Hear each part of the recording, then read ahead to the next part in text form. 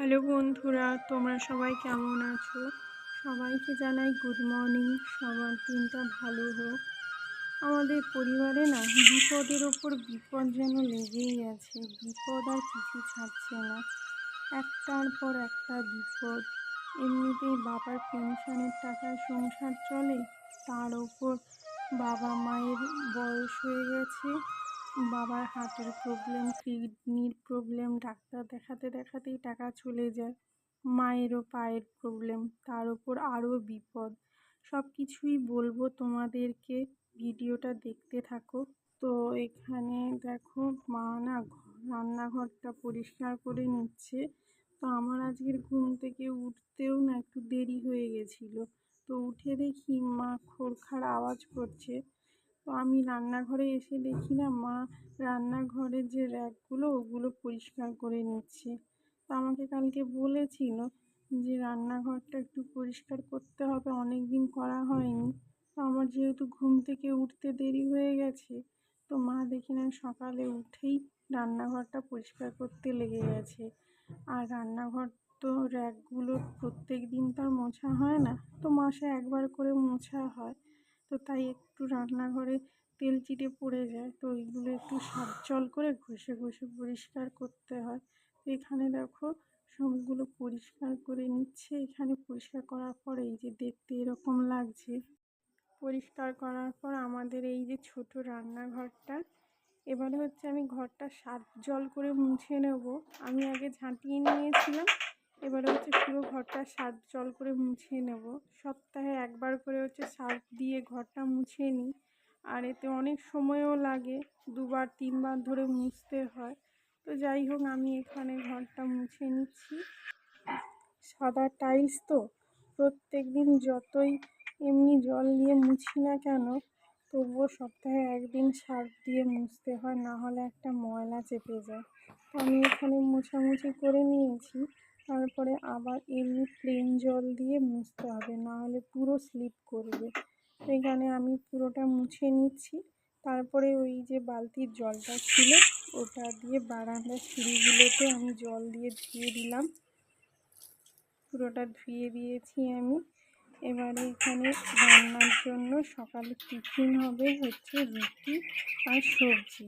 আমি আটাটা মাখিয়ে নিয়েছি, আর মা এখানে তরকারিটা তুলে দিয়েছে। এখানে আমাদের হচ্ছে পটল, আলু আর সয়াবিন দিয়ে একটা ঝোল হবে, আর রুটি। তো মা এখানে তরকারিটা করে নিচ্ছে।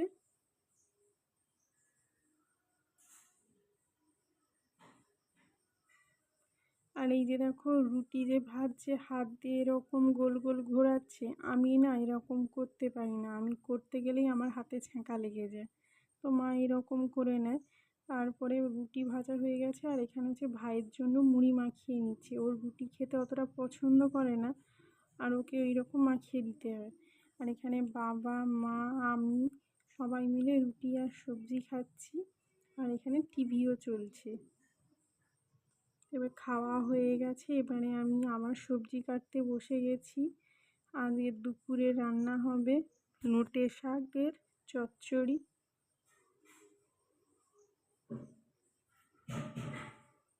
আমি শাকগুলোকে ভালো করে দেখে বেছে বেছে কেটে নিচ্ছি। তারপরে আমি এখানে তরকারি তুলে দিয়েছি, এই লাউ দিয়ে শাক দিয়ে চচ্চড়ি হবে।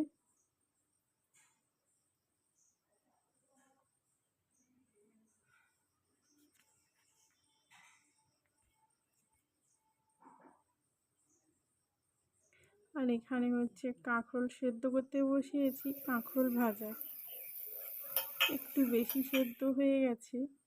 আর হচ্ছে মাছের ঝাল করব, আমি আর মা মাছ খাবো না। তো এখানে রান্না বান্না হয়ে গেছে, মা এখানে পুজো করতে বসে গেছে। বাবাও এখানে ঠাকুরের কাছে একটু প্রণাম করে নিচ্ছে। তারপরে পুজো হয়ে যাওয়ার পর আমরা সবাই মিলে এখানে খেতে বসেছি।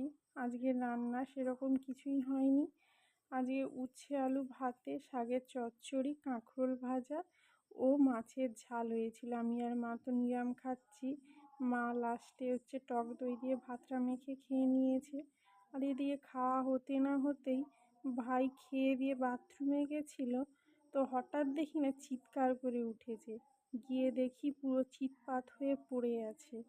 তো ওর বাম পায়ে খুব জোর লেগেছে, কারণ ও পা ফেলতেই পারছিল না আর খুব কান্নাকাটিও করছিল। তো সেই মুহূর্তে আমার ক্যামেরা করাও হয়নি আর ইচ্ছেও হয়নি। তো তারপরে ও যখন সোফায় বসেছিল, তো ওকে আমি যখন চলতে বলি ও চলতেই পারছে না, তারপর পায়ে ব্যান্ডেজ করা ছিল।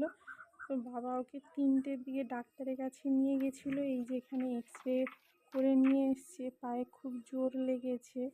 আর ডাক্তার বলেছে যে হচ্ছে ঠান্ডা জলে পা ডুবিয়ে রাখতে, তো ওই রকম ডুবিয়ে রাখছে, কথা শুনছিল না বলে বাবা ওর কাছে বসেছিল। তার একটু পরে আবার আমরা বেরিয়ে পড়েছিলাম ডাক্তার দেখাতে যাব বলে। তো বাবা এখানে ডাক্তার দেখাতে এসেছে আর চেম্বারের ভেতরে আমি আর কোনো ভিডিও করতে পারিনি। আর ডাক্তার দেখিয়ে বেরিয়ে আসতে পুরো আমাদের 8টা বেজে গেছে। এভাবেই আজকের আমাদের দিনটা পুরো গেছে।